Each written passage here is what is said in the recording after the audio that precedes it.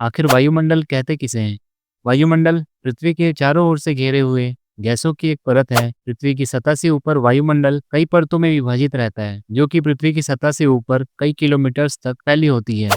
वायुमंडल में मुख्य रूप से नाइट्रोजन जो 78%, ऑक्सीजन 21%, साथ ही कार्बन डाइऑक्साइड, आर्गन और जलवाष्प जैसी गैसें शामिल होती है। पृथ्वी के वायुमंडल की 5 प्रमुख परतें होती हैं। वायुमंडल की 5 परतों के नाम हैं क्षोभमंडल, समतापमंडल, मध्यमंडल, तापमंडल और बहिर्मंडल। जिसमें पहला है क्षोभमंडल, जिसे स्ट्रेटोस्फीयर भी कहते हैं। क्षोभमंडल वायुमंडल की सबसे निचली परत है। ये परत पृथ्वी के सबसे नज़दीक होती है, जो कि पृथ्वी की सतह से लगभग 8 से 18 किलोमीटर की ऊंचाई तक फैली होती है। इस परत में मौसम संबंधित घटनाएं होती है, जैसे वर्षा, बर्फबारी, तूफान आदि। यहाँ तापमान ऊंचाई के साथ घटता है, लगभग 6.5 डिग्री सेल्सियस प्रति किलोमीटर, जिससे वायुमंडल की ऊपरी परतें ठंडी हो जाती है। इस परत में जल वाष्प, धूल कण और गैसों का मिश्रण होता है, जो जीवन के लिए आवश्यक होते हैं। आगे बढ़ने से पहले आप हमारे चैनल को सब्सक्राइब करें। नेक्स्ट है समतापमंडल या स्ट्रेटोस्फीयर। समतापमंडल क्षोभमंडल के ठीक ऊपर स्थित होता है। यह परत पृथ्वी से लगभग 15 से 50 किलोमीटर की ऊंचाई तक फैला होता है। इस परत में ओजोन परत पाई जाती है, जो सूर्य से आने वाली हानिकारक अल्ट्रावायलेट किरणों से पृथ्वी को बचाती है। यहाँ तापमान ऊंचाई के साथ बढ़ता है। यह परत स्थिर होती है, जिससे जेट विमान के लिए यह एक उपयुक्त क्षेत्र हो जाता है। मध्यमंडल या मेसोस्फीयर। मध्यमंडल समतापमंडल के ऊपर और तापमंडल के नीचे स्थित होता है, जो कि पृथ्वी से लगभग 50 किलोमीटर से 85 किलोमीटर की ऊंचाई तक फैला होता है। इस परत में तापमान ऊंचाई के साथ घटता है और यह परत उल्काओं को जलाने का काम करती है, जिससे पृथ्वी की सतह पर उनका प्रभाव कम हो जाता है।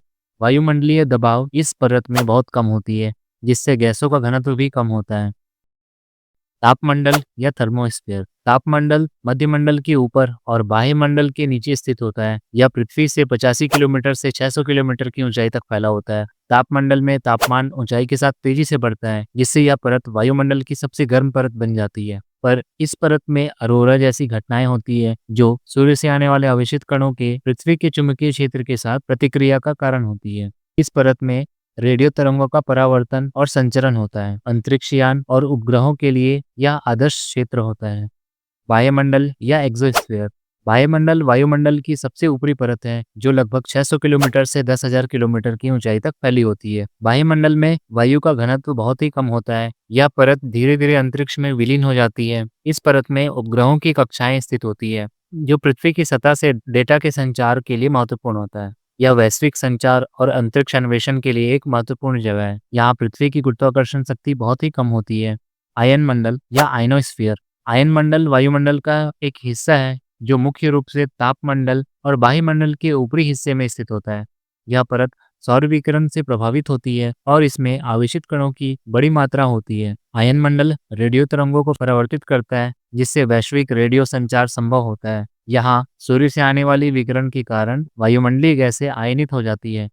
तो स्टूडेंट्स, आपको यह वीडियो कैसा लगा हमें कमेंट में ज़रूर बताएं और इस वीडियो को लाइक शेयर करना ना भूलें और चैनल को भी सब्सक्राइब करके नोटिफिकेशन को ऑन कर लें।